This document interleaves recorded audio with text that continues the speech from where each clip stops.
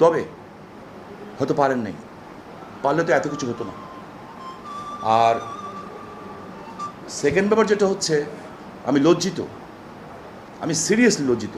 এই নারায়ণগঞ্জে আওয়ামী লীগের জন্ম হয়েছে। আওয়ামী লীগ অফিস পুড়িয়ে ফেলার পরে,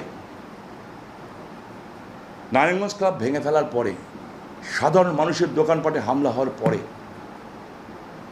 আওয়ামী লীগ 3 দিন যাবৎ মাঠে নামতে ব্যর্থ হয়েছে।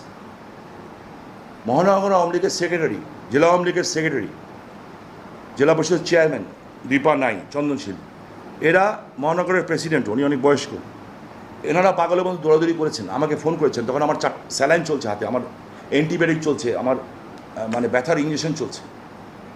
আমি বলছি 2টা দিন সময় দাও, ওয়েট করো, কারণ আমি জানি যে শক্তি মাঠে নেমেছে ওনারা আহত নিহত হয়ে যাবেন। যুদ্ধ তো একটা